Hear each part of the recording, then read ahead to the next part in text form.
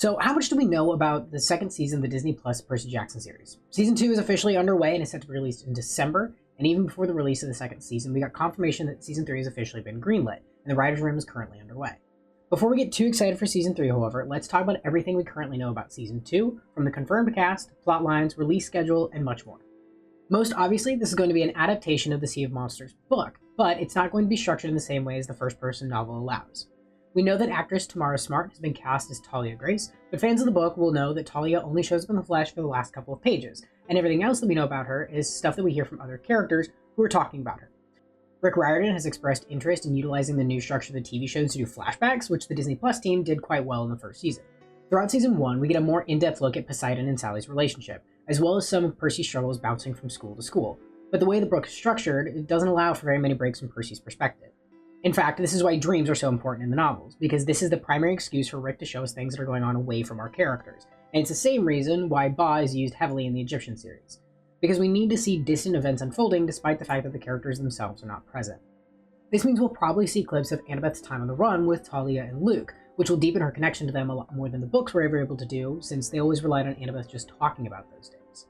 We know that a key part of Annabeth's storyline is going to be coping with Luke's betrayal, so seeing exactly what they went through together will allow the series to expand on their relationship, and we for one are very excited to see that.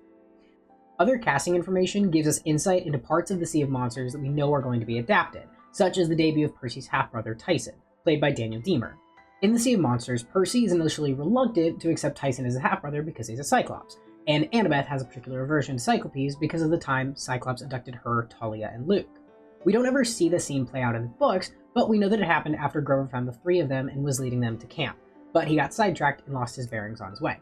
This led to him inadvertently leading them into the lair of a Cyclops, where Annabeth slipped away, but the rest of the crew was captured and chained above boiling pots. By this point, Luke had already given Annabeth her knife, and she was able to sneak around and stab the Cyclops in the foot before freeing Talia, who took it from there and helped free the rest of them. But by that point, the damage had already been done. They had lost too much time, and by this point, the forces of the underworld were closing in. Recently, we did a whole video on why Hades wanted Talia dead, and that one dives into the entire tragedy of Talia's final stand, including how her soul would never be at peace in the hands of Hades, and how he wanted vengeance against Zeus for killing Maria D'Angelo all those years ago, and we recommend that you check that one out. We won't be going into too much depth here, but Hades was on a crusade to hunt down Talia at all costs, so the forces of the underworld were on their heels, and this little detour had lost them precious time. With any luck, this will be one of the flashback sequences we get, and this will add to the initial rivalry that Annabeth has with Tyson, since we know he's going to play a major role in Season 2. The Grey Sisters have also been cast, despite the fact that they were only in one key scene in the books, but given that they're the literal fates who tied the timeline and the universe together, they're some of the most important mythological figures in the Pantheon. Gods, titans, and even Gaia herself are bound by the will of the fates, so as we know, the first thing that Percy does when he meets them is to blackmail them into telling him about the future, like the absolute menace that he is. He holds their eye hostage and demands that they tell him what he wants to know, adding them to the list of ancient deities that he has beef with at the ripe old age of 13. The official cast list also reveals Rosemary DeWitt as Cece, and an old post from Rick himself reveals that he has met the guinea pigs, and the fans of the series will know exactly what that means. We did also do a full video about Raina and her confirmed cameo in Season 2, and this is most likely going to be where she shows up, though we don't know if she'll be a formally cast part, or if she'll show up similarly to how Nico did in the Lotus Hotel scene in Season 1. During the Lotus episode, we can hear a young boy calling for Bianca, but we don't ever actually get to see Nico. So whether or not we'll see Raina in the flesh, or just hear her alluded to like this, remains to be seen. Her sister Hilla, though, played a much larger role since she was the attendant that welcomed Percy when they first got there, and then eventually led him into being transformed into a guinea pig since Circe is retired from transforming real men into real pigs. IMDb has reported that Jasmine Vega has been cast as Hilla, who eventually becomes the Queen of the Amazons after Percy and Annabeth wreck Circe's island by starting a pirate mutiny. It sounds fake. Everything I'm saying sounds fake because of just the randomness of this plot.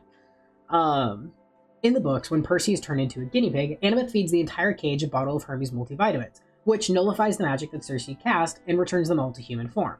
But Percy is not the only one who gets turned back. Instead, Blackbeard's pirate crew run amok, and Hilla and Raina are taken captive by them after Percy and Annabeth leave, setting them on their respective future journeys as the Queen of the Amazons and the future Praetor of New Rome. We also know that several attendants show up in Wrath of the Triple Goddess after Circe's island was overtaken, though this is even further off than when Raina and Hilla become plot relevant.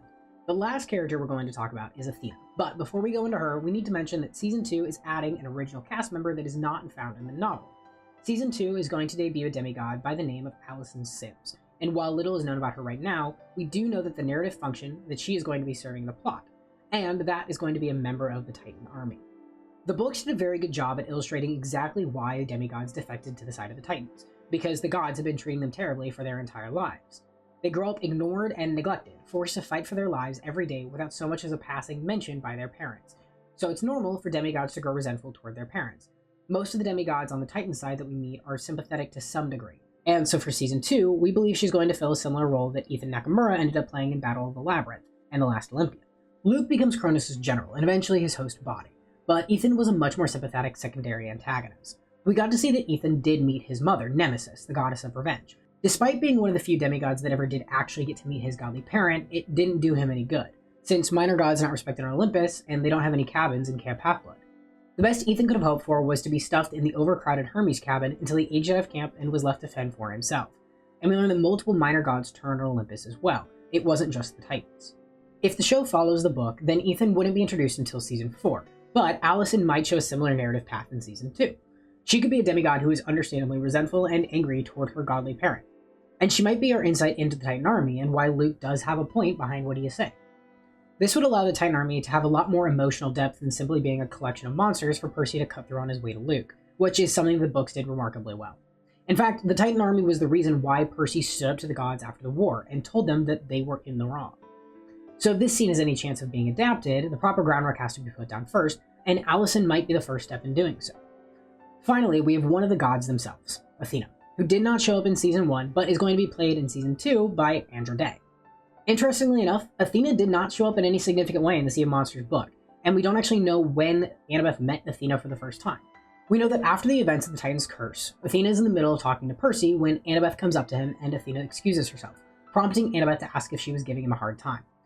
In the Sea of Monsters, Annabeth has a vision of Athena while being lured in by the siren's song, implying that she at least knows what Athena looks like in human form, so it's possible that they crossed paths in the past, but we don't get any hints in The Lightning Thief that they've met before Percy arrived at camp. I'm pretty sure Athena and Annabeth met at the winter solstice when Luke stole the bolt. Because it's like a field trip thing for the kids who are at camp year-round, and Annabeth would have been at camp year-round. So I believe that they met before any of the events in the books. Okay, yeah. Actually, I managed to flip open to the exact page. So some of us year-rounders, like Luke and Clarice and I and a few others, we took a field trip during the winter solstice. That's when the gods had their big annual council, so she had to have met him there. We know that the Percy Jackson series is not above changing pieces of the books, so it might be revealed that the two of them did meet while she was on the run, but that much remains to be seen. Exactly what role Athena was going to play in Season 2 is yet unknown, since again, we don't have much source material to give us any clues. But we can't wait to see how it goes when Season 2 finally does hit Disney+. But that's our take on what we know so far about Season 2, and what pieces have been confirmed as being lore accurate, as well as a few things that are going to be changed. What do you think of the new Disney Plus adaptation? Are they doing well, or is there something you'd like to see them improve on? As always, we love this series, we're talking about this series, and we want you to join on the conversation below. Take care, friends, don't be tricked by the sirens, make your sacrifices, and we'll see you in the next one.